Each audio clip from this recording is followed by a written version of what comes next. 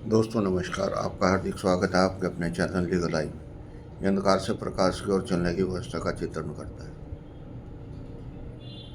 आज हम ईश्वर के ऐसे गुण के बारे में विचार करेंगे जिसके बारे में सब जानते हैं लेकिन कम लोग मानते हैं। ये विचार है कि ईश्वर ने कितनी योनियां बनाई। अगर हम इस बात पर विचार करते हैं, हर जीवन प्रकृति की एक विशेष देन है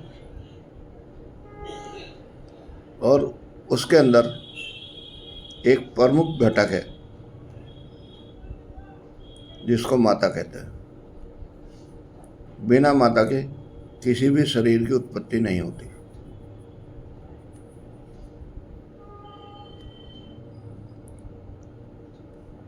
दूसरा घटक है श्रम।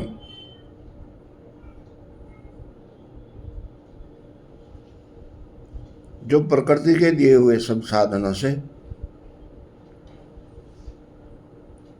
उत्पत्ति कर सकता है। और जो दो चीजें समझ में आ जाएं तो उसके लिए किसी भी पदार्थ की आवश्यकता शायद ना रहे, ऐसा मेरा विचार है। आप देखिए,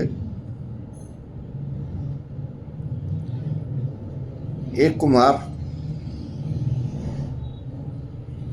3 चीजें इकट्ठी करता है, कुछ मिट्टी, कुछ पानी, कुछ अग्नि। तीनों का एक आर्टिफिशियल गर्भ बनाता है। मिट्टी को गोंद के उसका घड़ा बनाता है, उसकी पिटाई करता है, कार्य कुशलता से उसको डिजाइन देता है और फिर उसको अग्नि में तपा के घड़ा बना देता है, जिसमें मुख्य रूप से 3 घटक प्रकृति के इस्तेमाल हुए। मिट्टी अपने आप घुलनशील है, इकट्ठी नहीं हो सकती। पानी अपने आप में घुलनशील है, जो बह सकता है, सूख सकता है।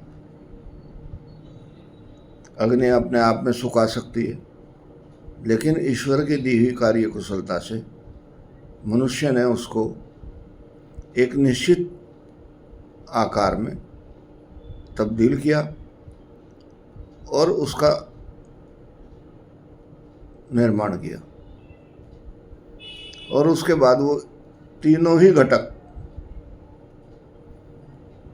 घड़ा बनने के बाद पानी का संचय करते हैं। वो पानी को अपने अंदर समाहित रखते हैं, उसको ठंडा करते हैं, मनुष्य के लिए युक्त बनाते हैं। ये जो कार्य कुशलता है, ये ईश्वर की देन है। उसको ढूंढना एक असंभव टास्क है, इसलिए हमें उसकी स्मरण करना चाहिए। उसके स्मरण करने से हमें विशेष योग्यता मिल जाएगी। जब विशेष योग्यता मिलेंगी तब शरीर में एक नई ऊर्जा का संचार होगा। ये जो नई ऊर्जा है, ये क्या है? ये प्रकृति की ग्रेस है। इसको समझना ही कार्य कुशलता है। और ये कार्य कुशलता जीवन के हर पड़ाव पर प्रकृति निःशुल्क दे रही है, विदाउट एनी चार्जेस। और जैसे जैसे मस्तिष्क में प्राण शक्ति चेतन होती है, प्राण अग्नि आती है, उसका संपर्क अनंत से होता है, उसके शरीर के अंदर चेतना आती है और मस्तिष्क के अंदर नए नए डिजाइन बनते हैं और कार्य कुशलता की ओर अग्रसर हो जाते हैं। ये जीवन का एक ऐसा पड़ाव है जिसके लिए हर आदमी तरसता है,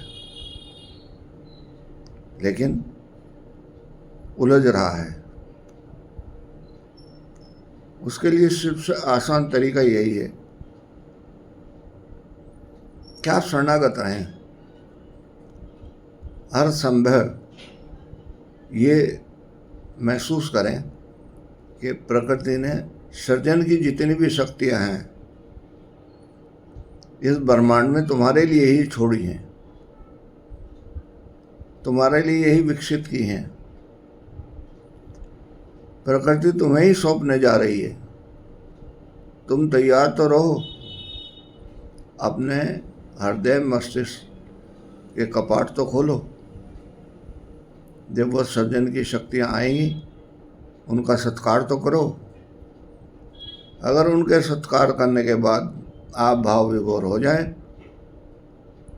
आपके आंखें अंदर को नम हो जाएं, प्रेम की शक्ति जागृत हो जाए, कोई भी जीव आपके पास आए उसको देखकर आपको प्रसन्नता हो जाए, तो आप समझ लेना कि उसकी दैविक शक्तियाँ आपके पास पहुंच गई हैं और अब आप उनको नतमस्तक होकर अपने समाज के कल्याण के लिए उनका उपयोग करो।